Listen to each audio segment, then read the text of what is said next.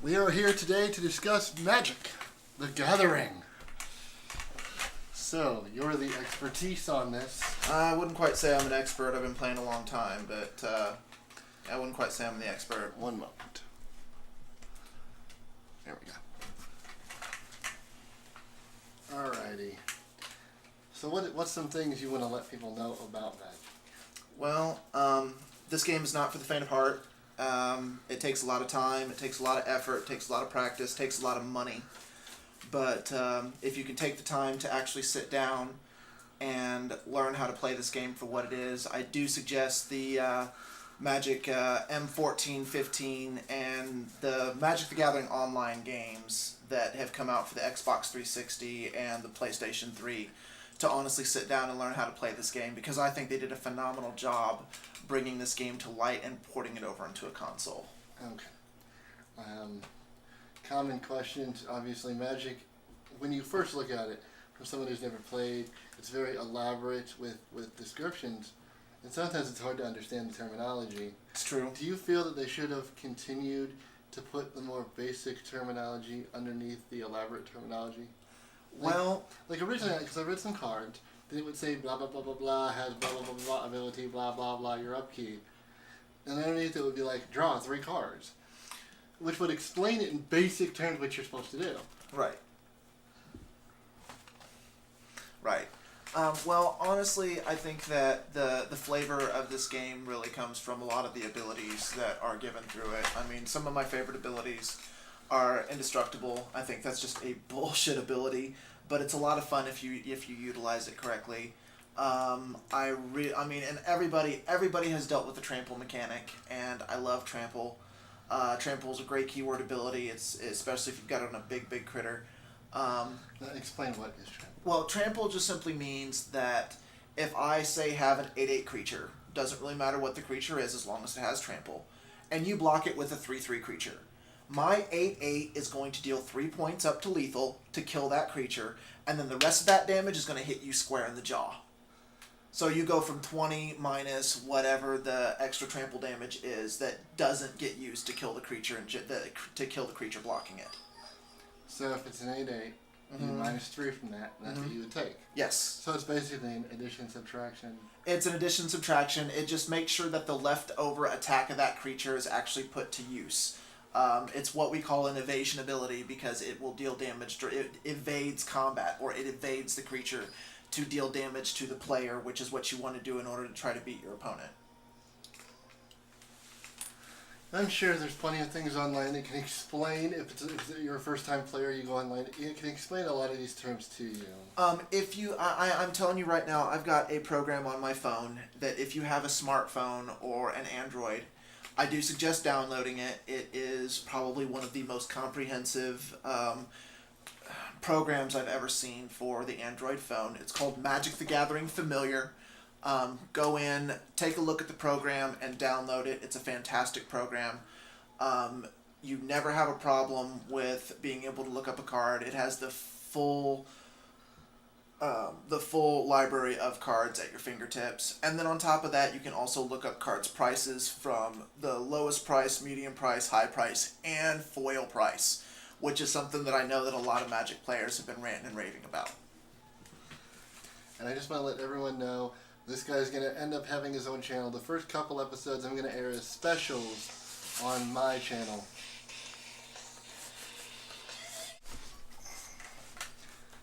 Yeah, we had to stop for a moment. Anyway, back to our conversation. Right. This will be a special on my channel, and then we're going to give him his own channel. So this will be being able to show you how to play Magic. Oh, shit. And You're already here. he just said that. And this is going to criteria, questions about Magic. So, also guys, hopefully if this all works out, and it works out the way that I want it to, and I do get a decent following, I'm also a registered DCI judge. If you guys have any questions, I have no problems in answering them. If I can't find the answer, I will try to find them myself. You have a Twitter? Huh? You have a Twitter? No, I don't have a Twitter. At the moment, I don't tend to follow Twitter. I do have a Facebook, but unfortunately that one's for family and friends. But what I do have is an email address. My email is natereed28@gmail.com. If you guys have any questions, drop me an email and I will get back to you as absolutely soon as I can. Would you like a Twitter set up? Because then it would send you an email. Yeah, you know what? We'll talk about setting up a Twitter at one point in time, and then we'll move on with email. Cool. And Facebook, I think, still has an inbox. Or not Facebook. My bad, guys. YouTube, I think, still has an inbox thing, so you can inbox him or me or whatever you feel like doing. Now, what are some particulars you want to speak about Magic? Well, because I know you had a few things in mind. I will say that I think, and please understand, my views here are my own. This does not reflect the views of the other people who are watching this. I do believe that Magic the Gathering, as far as Wizards of the Coast, are smoking crack. What are you guys doing? Stop releasing slivers. This is getting ridiculous. The slivers now all have indestructible. Are you guys fucking smoking crack or what? I mean, Dylan, really? do you want to speak? I mean, we have another gentleman agree. here. We have a gentleman here by the name of Dylan. Dylan, come on over here on camera, man. Come on over here on camera. This is going to be one of the few This times is- you actually get to see Dylan. You're not seeing my face. Yeah, That's fine. So, It's- Dylan, what do you It's think? a thing we got going on. Dylan, what is your view take on slivers right now? I know that you got a chance to see mine, and yes, I do run them. I'm one of the horrible people who run slivers, but I'll tell you what. No. Wizards of the Coast, stop printing slivers. Dylan, what do you have to think here, man? I have to say that I completely and totally agree with you. The slivers are a horrible idea and just a horrible thing. From the beginning, they were evil, and you've just made them worse. Well, Congratulations, Wizards guys, of the Coast. You guys are assholes. Guys, I'm going to tell you something. A lot of people will sit there and say that there's a lot of time and energy that gets put into sliver decks.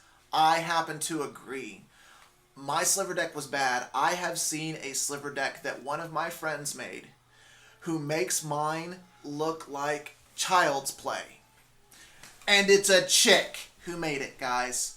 Don't underestimate the opposite sex when it comes to Magic, because they'll run your ass over just as fast as anyone else will. And eventually, if you guys really want to get to hear this guy's opinions and give him direct feedback, just let me know, and we will set him up his own radio broadcast, and he can give you guys direct video and everything like that, all that noise. So if that's what you want, let us know. Appreciate it. I think we should get on a particular subject. Bring up the subject, sir. Net decking. You're gonna fucking bring up net decking. Oh Off my the, god. Off Okay. the bat, hit him with the punches. All right. Before we go into my feelings on net decking, I should probably tell people what net deckers are. For those of you who don't understand the terminology, the internet was the single greatest and worst thing that happened to Magic the Gathering. It gave us, and the greatest thing, it gave us access to any card that we could find online. Amazon, eBay, you name it, we could get our hands on cards that we'd only ever dreamed of, and some of them we'd never even heard of. Exactly. But then it gave birth to what we call the net decker. A net decker does not build their own deck. They will get online and they will find whatever deck happens to be winning tournament, build that exact deck minus about 4 cards, and say, okay, this is my deck. And I'll tell you something, guys. If you guys... building a deck in Magic the Gathering is one of the fundamental points of the game. And isn't that one of the funner points too? Yes. Because it gives you the ability Well, to be like, you this is don't. mine. You don't, and that's another good point right there, because you do put part of your heart and soul. Any person who's ever built a deck, especially one that they fell in love with as a kid. Let me give a comparison here for Sure. people that have not played Magic. Everyone out there's played Yu-Gi-Oh. Everybody, right? Yu-Gi-Oh or Pokemon, I've done both, guys. Okay. But we're gonna go with the most similar possible thing. Yu-Gi-Oh. Okay. Now, if you recall, you could buy pre-built decks through Yeah. Yu-Gi-Oh. You can do that with Magic the Gathering too. Similar to the net decking thing or buying a deck pre-made. But a lot of people really enjoyed, I know I did, and many people I knew enjoyed being able to make their own Yu-Gi-Oh deck and be like, these cards are mine, these cards are, made the way I want them to make, they work the way I want them to work. It's the same thing with Magic the Gathering, just on a much more, Broad scale. yes, and a much more direct scale. But that's a good comparison for all of you out there. Well, anyway, these people will go on and they'll get online and they'll find the deck that's winning. And they'll build that deck exactly card for card, minus 4 cards. And then they're just like, well, this is my twist to the deck. And then they're like, I'm a good Magic player. I'm sorry, guys, you're not. I hate to break it to you, but you're not. And I'll tell you why. And I'm sorry if I've offended some people out there. I know I'm going to get hate mail over this. But you know what? That's fine. My whole view on it is that Magic teaches you a lot. And one of the things that you need to understand about putting a deck together is synergy. You don't learn synergy by putting somebody else's deck together. You don't learn... And here's one of my greatest comparisons. Person A has a net deck. Person B has a homebrew, a deck that they built on their own. Net decks are designed to kill net decks. A homebrew can do about anything. Depending on what you put into it. That's exactly right. You've had the honor to see my Vow, which is a blue, white, green, splash black that only runs 5 creatures in the design, but uses an old card called Oath of Druids. By far one of my favorite cards out of the Exodus block. I loved it. But I'll tell you something, guys. A lot of people don't read your cards, which boggles me. Because read your fucking cards. RYFC. I have only run across a couple people in this world who understand what RYFC means. Read your fucking cards, people. I had to learn that one the hard way. Because if you don't know what a card does, how are you going to defend yourself against it? And that's just that's the way that I look at it. If you don't understand it, ask. Most people are not going to be complete cocksuckers and say, I'm not going to tell you what that card does, figure it out. Thought. Okay. Most people out there are going, well, why shouldn't I build a net deck? Why shouldn't I just buy a prepackaged thing? I hate staring at the screensaver. Right. Why shouldn't I buy a prepackaged deck that was released by Magic the Gathering? I don't have a lot of money to invest in. To invest in these big cards and these major cards. But what people need to understand is, and I've only been playing a very short time. It's something very new to me. But what I figured out is you can go and buy the cheapo Magic the Gathering cards that don't cost a lot of money. Buy like, I don't know, 6 packs of them probably.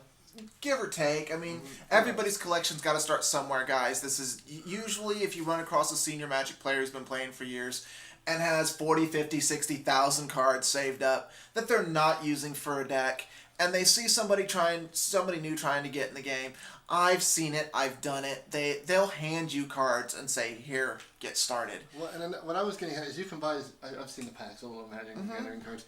You can probably buy 6, maybe 10 at the most of these things, and build a pretty decent starting out deck. Well, rather than net decking it is what I'm saying. Yeah, I agree. Now, I will say this about some of the pre-constructs that came out with Magic the Gathering. They are a wonderful teaching tool. You know what's in the deck. You know what the deck is capable of. But don't stop there. There's a reason why they don't take these decks and make them so uber powerful that they crush everything in their path. They make these decks to teach people fundamentals about the game. Not just, hey, this card will eat your asshole. I mean, you know, I've seen decks that got put together, and this actually, I've seen it done, is a turn 0 kill. It is the fastest kill in Magic the Gathering history. And it is just bullshit. Everybody here in this room with me has seen this kill, and it is crap.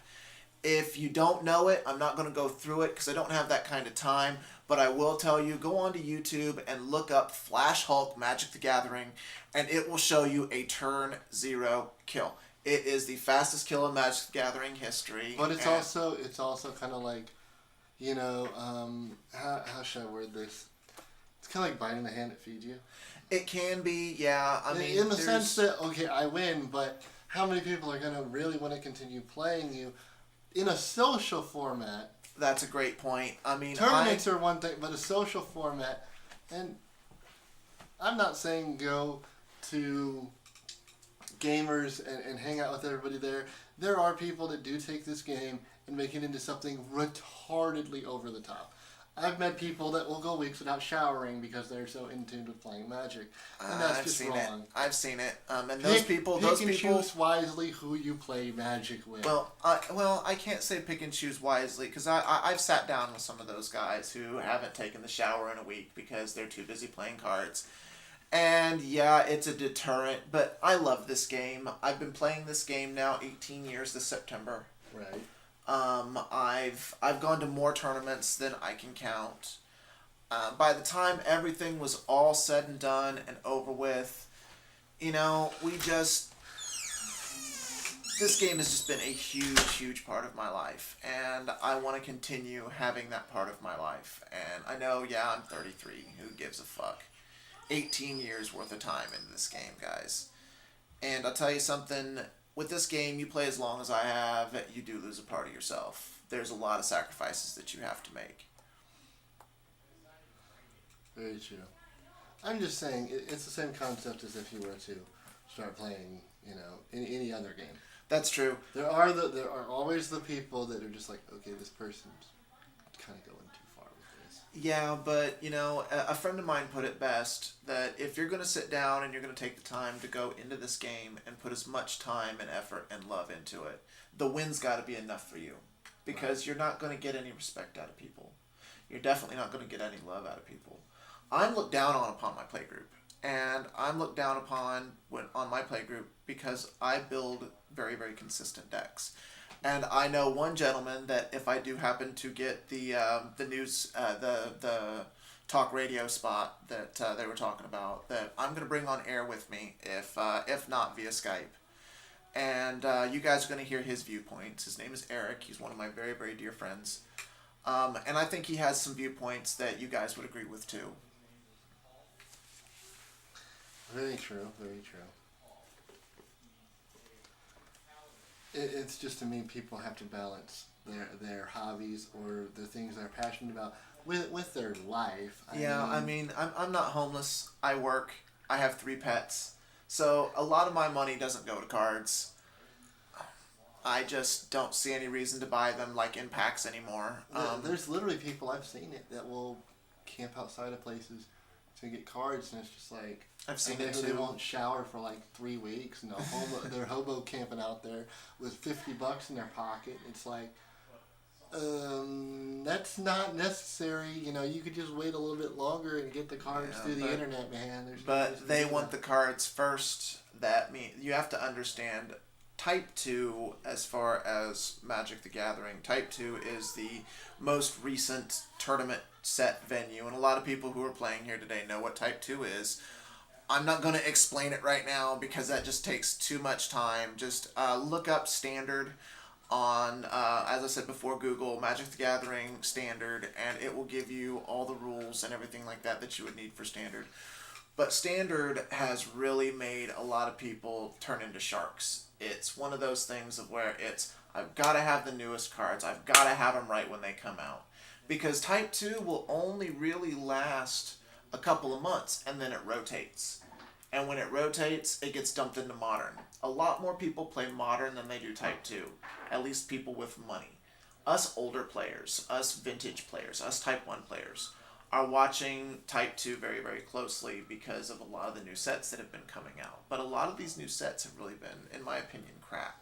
The Theros set, what the fuck, Magic the Gathering? What the fuck? I guess, would you consider the newer cards coming out in the way that things are kind of shifting, that it's almost like, okay, we got these great players, we got people that love our game, now let's try to make some motherfucking money off people? They've done that with a couple of cards. They've done that with I mean, in the general spec. Well, yeah. I would say that, yes, very much in a general spec. And they have used certain cards as their print money button. And the perfect example of those is the Power 9. And the Power 9 is... I hate Power 9. I've always hated Power 9. I don't think that I will ever own a set of Power 9. I've met people and What the played hell against... is Power 9?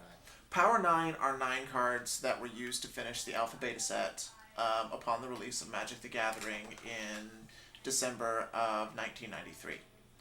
They consist of the Black Lotus, the Mox Jet, Mox Pearl, Mox Ruby, Mox Emerald, Mox Sapphire, Time Walk, and Time Twister. Those are the Power 9. Most of those are 0-drop mana artifact, but they are 0-drop mana artifact. And that really, really, really speeds up the game. And that's part of the reason why they're restricted and only playable in one format, which is Type 1 Vintage.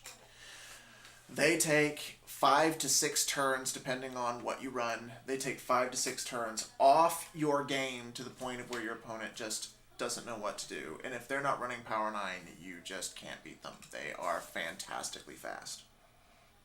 And what is the reason you do not like these cards? Because it turned Magic the Gathering into a rich kid's game. I started playing back in 4th edition, and Magic the Gathering... Can you explain that as far as how old 4th edition is? 4th edition came into existence in 1995. I've been playing since 95. And that gives a perspective, right? That gives a perspective. I started playing back in the day when we didn't have the internet to look up cards. And the closest thing that we had to a price guide was a guide called Scry. There were 2 of them. It was Scry and Inquest. And that's how you looked up Magic cards up until the release of the Exodus. When Exodus released, they started with the color-coded rarity symbol. So you knew what you had when you cracked the pack. And we loved it. And it stayed around ever since. Black, of course, is common. Silver is uncommon. Gold is common. Gold is rare. Purple's ultra rare. I mean, that's just the way of it. But we got into a lot of situations of not knowing what cards you had and trading off cards that nowadays are worth tons and tons of money, and you didn't know what you had at the time. Yeah, that's the Genesis stages in a lot of way how things work like that. Yeah, Magic has gone through a lot of different changes, and I think that's what's really thrown a lot of the new players off the game. Now, I played Magic for a very short time as a child. Instantly thrown off it just because it was too complicated for me at that time. Yeah. So I switched to the closest next thing, which obviously would have been Yu-Gi-Oh! Of course. Which was fun. But I think, did you think at the turn of the 21st century when it became, the 2000s, at what point from, 2000 to now do you think it really became a matter of, if you've got the money, you're going to win. If you don't, you're probably going to lose. Oh my God. Because I'm sure it started in the later part of the 90s. I'm sure it did. But I don't think it really, you can correct me if I'm wrong, but did it really grab hold until the millennium? Magic the Gathering really didn't grab hold as what I would consider as a household name until they started releasing the Magic games on the PS3 and the Xbox 360. It really didn't become a Magic... It really didn't become... It's aim for the head. Huh? Oh, I almost caught that. Alright. Almost. So you're saying within the last few years it's actually became more of like... They've become more powerful, yes. I'm saying in the money grab. You're going to draw. Yes, some of them have been. There were several Dylan's cards not that they going to reviewed draw. that they only dropped so many of that... Jace the Wallet Sculptor. Jace the Mind Sculptor, right there. Thank you, Dylan. We have another one right here that knows about Jace the Wallet Sculptor. He was a Planeswalker that was released that is now the most expensive Planeswalker in Magic the Gathering, and... About $90. No, he's more than that. He's He upped? He's 130 right now, sir. Oh, God. At least that's what I remember him as, guys. It About might have gone up. $130. He may have gone up. No, a foil one is unheard of prices. Nobody I know of I've ever seen in my play group has a foil Jace Wallet Sculptor. But there were several other cards that they did that too. That either Black Lotus. Well, no. we were talking about Black Lotus as part of the Power 9 earlier. Well, not necessarily the cards. Obviously, the cards make a huge difference. If you got the money, you can buy it. But you had said it turned it into more of a rich kid game. Well, what year set, or between year A and B, do you really recall it going from even playing field per se to like, oh, I've got more money than you, so I'm gonna fuck you. Oh, I can tell you that right now, guys. That was definitely during the Urza's block. At the What time, years was that? the Urza's block was... Shoot, you'd ask me that. I don't know off the top of my head, year-wise.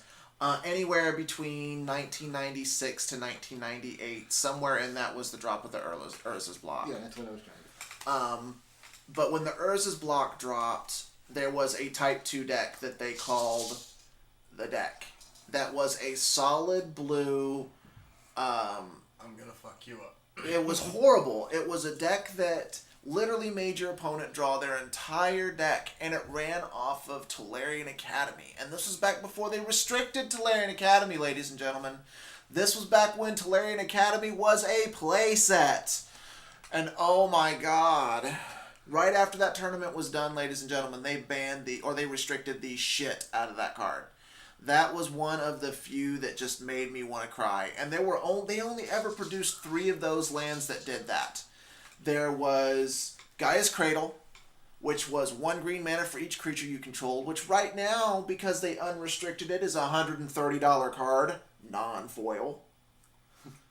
Tolarian Academy, which isn't nearly worth as much as Gaia's Cradle because they've not been stupid enough to unrestrict it. Wizards of the Coast, don't unrestrict Gaia's Cradle, or don't unrestrict fucking Tolarian Academy. Please. And the last one I don't remember the name of because it was white mana based on the number of enchantments you had. So let's say it was 97. Okay. So from 97, because that's an in-between year. Yeah. Let's say it dropped in 97, and that was like, ooh, I have more money than you. From that point to what point was it really epitomized to you that if this fucking person's broken, this fucking person's rich, that rich fuck is probably going to win because they have more money and more capability to get better cards. That really When did the epitome of it hit? That really didn't become a huge thing until the internet came into full swing. And I know that doesn't sound like, based off of a release set, but you have to understand when the internet got to the point of running Amazon and running all them. 06, 07. Right. 06, 06. Oh, no, I would even say even a little bit before that. I would say as early as 2004. When it really opened up the gaming market to say, okay, as long as you have the money, you have access to any card you want. Right.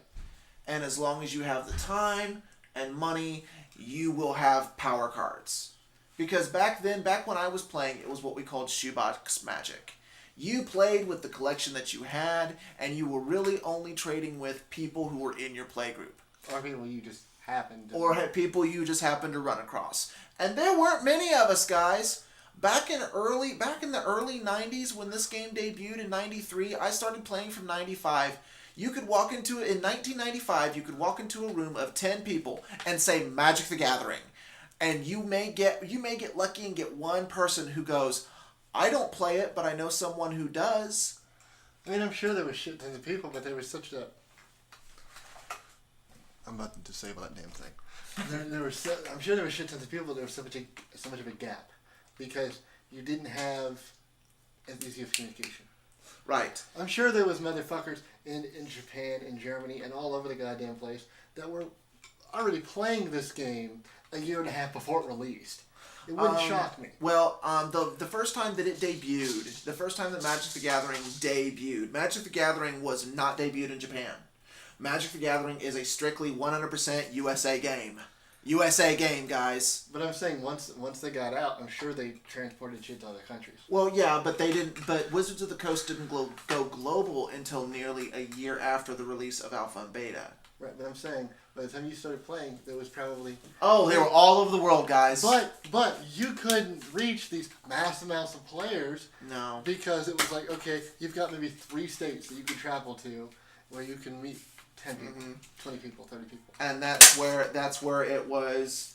It was the first big Magic tournament I went to was a regional tournament, and that was a tournament in Columbus, Ohio, Magic Origins, which also, guys, is the first Magic tournament that Magic the Gathering released in, guys, August of 1993. It was released in August of 1993 at Origins. One state away, guys. One state away for those of you who live in Indiana. We are that close to this Magic the Gathering legacy. And I do call it a legacy, guys, because name another card game other than Yu-Gi-Oh!, which Yu-Gi-Oh! Was created by the same people that Magic the Gathering was. Just a lot more simplistic. Just a lot more simplistic. They were targeting a younger audience, and It worked. And it worked. I'll give it to you. It worked. Great job, Wizards of the Coast, for your marketing ploys. Because I picked up Yu-Gi-Oh! And said, fuck Magic the Gathering. And so, See, and some people did that, and I even went through my Yu-Gi-Oh! Stint, and I'm not ashamed to say it, because it taught me just how much of a game, of a chess game that Magic the Gathering is. I'll put it to you like this. It's always easier to play checkers than it is to play chess when you're younger. That's right, and You know, that's a great analogy, because Yu-Gi-Oh! Is the checkers, Magic the Gathering is the chess. If you're 10, 11 years old, you're going, chess, very confusing. Checkers, I understand. Right. And that's another reason why I will go back to the Wizards of the Coast and them deciding to put simplified versions of Magic the Gathering onto the Xbox 360 and the PS3. You guys did a great job with that. You really helped out with a lot of people who want to teach new people how to play the game. And you guys did a great job of that. And, just keep that shit up, guys. But I will say that Magic the Gathering has changed so much in just the past 10 years. In the past 10 years, what's the biggest negative and biggest positive? I mean, I know you said the internet. But you said, once the internet kicked in, it was if you had the money, you were the better player. If you didn't have the money, you were the poor kid on the block. And you decided to pick up this game because your friends were playing it and it was interesting to you. Mm-hmm. That if you ran into someone who had maybe been playing a quarter of the time you had but had double the money, you were in some shit. You were in some shit. And there have been situations. See, now, I will say that I honestly got lucky. My first Magic the Gathering collection came out of me being, 10, 11, 12 years old, riding my bike home one night because sun's gone down. My stepdad said, you got to be home by dark. I turn a corner and I hit a trash can. I do a full header over the handlebars and screwed my bike up. I'm all pissed off. I reach down to grab the bag that fell out of the top of the trash can, and it's tore open on the sides, and Magic cards are spilling out of it. My first collection came from somebody's throwaway shit. That was the luckiest Magic the Gathering find I've ever done, and it was a gold mine. It allowed me to produce my Vow, and it allowed me to produce some other decks that really put me on the mark as a Magic player. But this goes back to my whole net decking thing. If you don't know how to make your own decks, you can't prepare for the other decks that are out there that you look at more scenario when you build your deck. And if you have a deck that's programmed to do one thing and one thing alone, i.e. a net deck, if it goes up against a homebrew, that homebrew is going to kick the shit out of it because you're not going to know how to play it against said homebrew. It's hard enough. Take it from me, I've just started playing as a pastime. Nowhere near as aggressively as you. And I've played with people's decks that they built themselves. And it's like, just learning that is difficult enough. Now learning how to counter that with a deck that can't counter that, fuck that. Just fuck that. That's way too much trouble than what it's worth. Just scrounge together whatever you can to make your own deck. It could suck ass to begin with, but at least you're going to learn how to play. Yep, and that's the whole point. Also, fat packs are a good choice for building decks. That's very true. And for those of you who are limited on money, fat packs are, and I know that it's kind of an investment, but fat packs are only like $25, $30. They give you everything that you would need in order to really start playing the game. And they give you all the mana and everything else that you would need in order to really start playing this game. I do suggest them. Also, if you're really learning how to play the game, you're only a couple weeks in, I will suggest buying a pre-construct.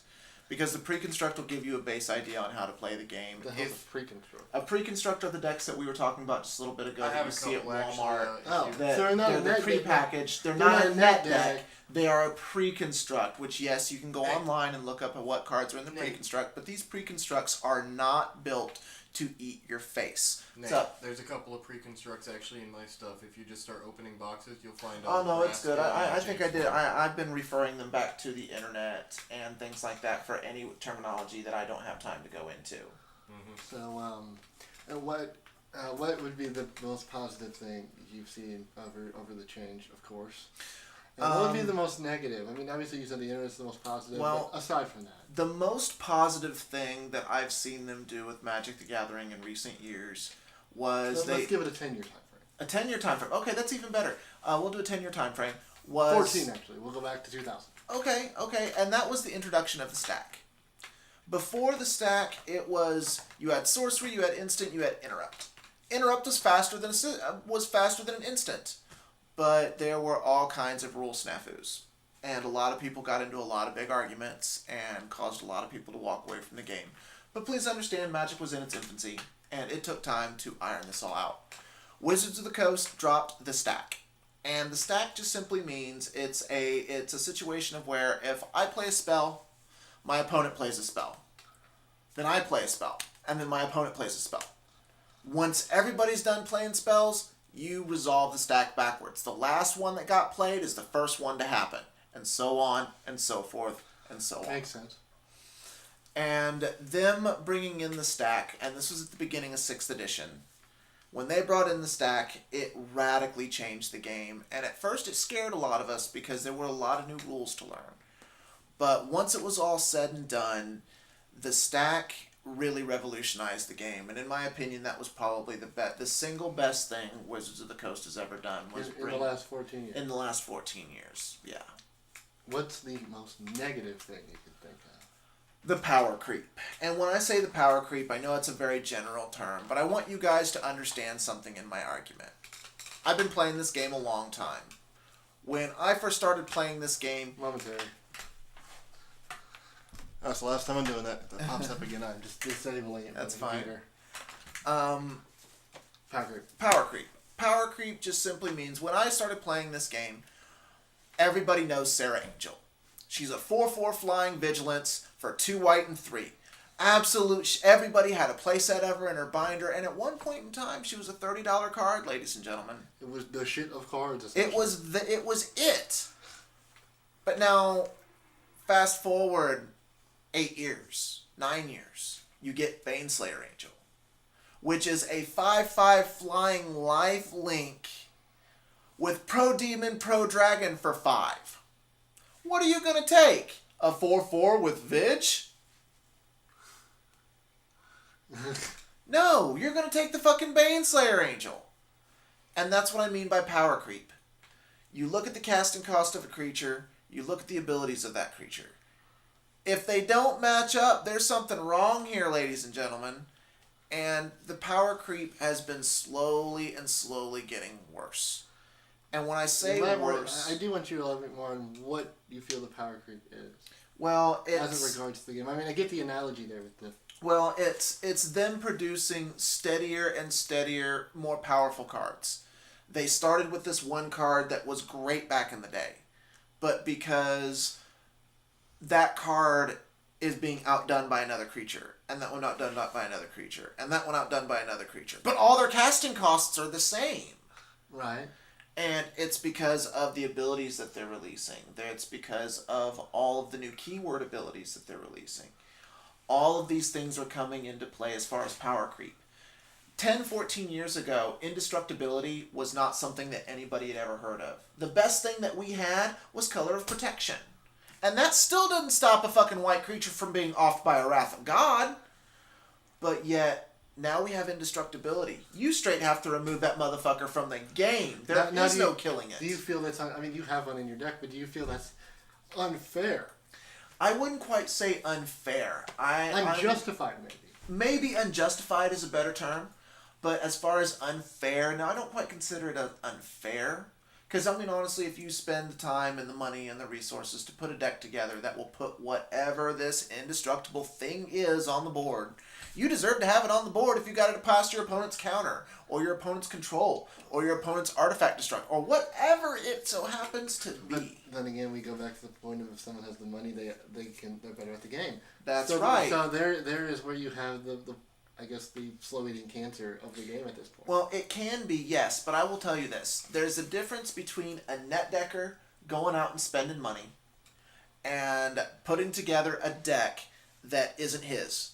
Right. Versus somebody like you who decides, I'm going to go out and build a deck. I'm going to drop $300 on this deck, but that deck is totally unique. I respect that more than somebody going and dropping that kind of money on a net deck. Well, but my question is, what if you got a kid, doesn't net deck, but bills are on deck, but they drop, oh, I've got $5,000 in life savings. Have fun. If it's your deck and you want to drop that kind of money on it, have fun. But do you feel that's fair in a player's perspective, knowing If that person strategically has an advantage because they're more privileged? I wouldn't consider it as privilege because I tell you right now, if I wanted to go out and drop $5,000 in Magic cards, I would. The only difference is a difference in priority. No, I'm saying these are people that they just have the money. It's just Right, that's what I mean, a difference in priority. 9 times out of 10, I mean, if it's an inheritance and the inheritance comes to you and they're like, hey, this is what I want you to do, take this money and have fun with it. And they decide to go and drop that on $5,000 worth of Magic cards, good for them, as long as they're having fun with it. Me, however, I have different priorities. I have a home, I have 3 awesome animals. My animals are my priority. right. I'm gonna fix something real fast. You can keep talking. It ain't gonna I'm flip. good, I'm good. I know y'all can't see the screensaver popping up, but it's annoying. It irritates me too. It's annoying to me, so I'm going to make it go away so that we don't have any other interruptions. Energy saver. Fuck you, energy saver. Boom. Done. Okay. No more problems. Right. Okay. But anyway, going back to it, I think that by the time it's all said and done, I think that for the future of Magic the Gathering, there are some things that I'd like to see.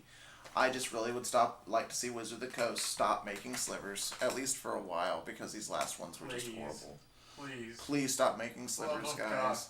I mean, you can hear Dylan down here pleading with you, and this poor man's laying on the floor. I like the slivers, but I do think from what he's told me, because they're easy to play, but I do think they need to be dumbed down. As far as they could be a good if they dumbed it down. Okay, you're gonna somewhat follow my train of thought here. If they dumbed them down, made it the same easiness to play, but not as beefy. Well, the thing is, the damage has already been done. The damage has already been done. Don't make it any worse. No, I'm saying it's unfortunate because if they would have just dumbed it down and made it a starting deck of something easy to play, but didn't like annihilate everything. Right. But then again, you need to understand that anything, guys, anything in the right hands can annihilate something. But it doesn't. I've seen it. You even said it yourself, those slivers are damn near indestructible. They're horrible. They're a horrible creature type. I respect. There's a couple people who I respect who play them because they've done things with them that I've never seen done.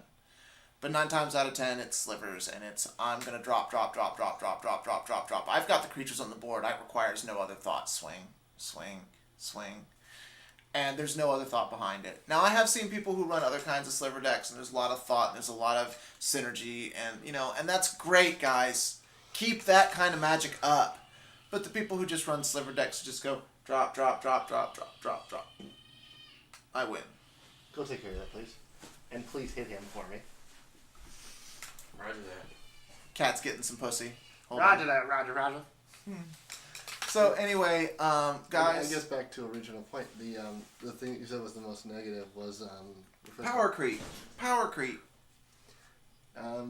How do you find that to be a negative per se with increasing better creatures? With the same amount of Because, cost? well, it's a good thing to increase better creatures and things like that, but a lot of these newer Magic players, and I don't mean any disrespect, guys, but a lot of these newer Magic players don't understand where a lot of us old school Magic players came from. And there's really not many of us. I'm willing to bet that out of those of you listening right now, there is a very small percentage of you who has over 10 years of Magic experience. And when I say over 10 years, I don't mean that you started playing back in fucking 1993 when the game came out, you stopped playing in 95, and you jumped back in 2010. That is not a consistent playthrough, guys. When I say consistent, as in never put it down. I am 18 years, guys, never put it down. And I'm willing to bet that there's a very small percentage of you out there that's just 10%, that less than 10% of you. And if there are more of you, guys, we need to put some kind of community up on Facebook, and we need to keep in contact with each other, because there are not many of us. What was I going to ask say? When it comes to learning the game, Mm-hmm. what would you say is a fundamental thing before you even pick up a card when you're learning should be? In my The opinion, very first thing that you should honestly learn before sitting down and playing this game is patience. Patience, patience, patience, patience, patience. Because I'm going to tell you guys, the way that I got taught playing this game, I took 6 months worth of losses before I beat my mentor one time. 6 months. This is playing every day, hours after school, during lunch, whatever it took. 6 months straight before I took a I know loss. there's people that are going to watch this video and go, oh my god, what a nerd, he takes this game so seriously. But on the same token, okay, why don't we tell him the miracle story here? Oh, you're talking about my first big tournament entry? Yeah. You look at it as a game, and I understand that because I look at it as well, as a card game. But everything's a game. Blackjack's a game, but people make assloads of money off blackjack in a casino. Mm-hmm. Same concept. Well, I went to an Origins tournament just Before you tell the whole story, I want the whole thing with the parents and the motivation, the fire behind it as well. Okay, well, I think that's a key. I was originally told by my stepdad, and don't get me wrong, I love my stepdad. We just don't see eye to eye and everything. I was originally told by my stepdad that I needed to quit playing this game because I never make any money.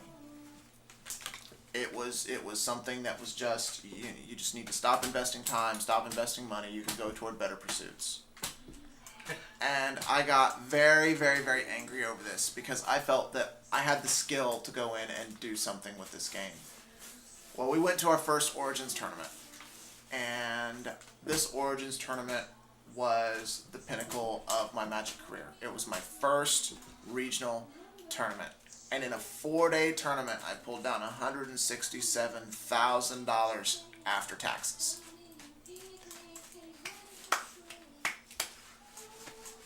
Yep. So I mean, it can happen. I mean, back in the day, there was a Magic player who back-to-back Worlds won first in Worlds, and back then, winning Worlds was almost a $500,000 prize. It's not that way anymore, but back then it was nearly a $500,000 prize. That's insane mentally. Yeah. Mentally for anybody, even if they play Magic avidly, if they don't, to just go bing, okay, bam, that worked. Wow, that's amazing. Back to back, that's $1,000. That's almost $1 million worth of prize money just in 2 years. That's insane. Yep. There is money to be made in this game, but you do lose a piece of yourself. It's a game where you're going to spend more time sitting down and spending money on cards than you are going out and spending money dating or buying a car or whatever it may be. But I'll tell you guys, this is a great pastime. I do suggest you pick it up.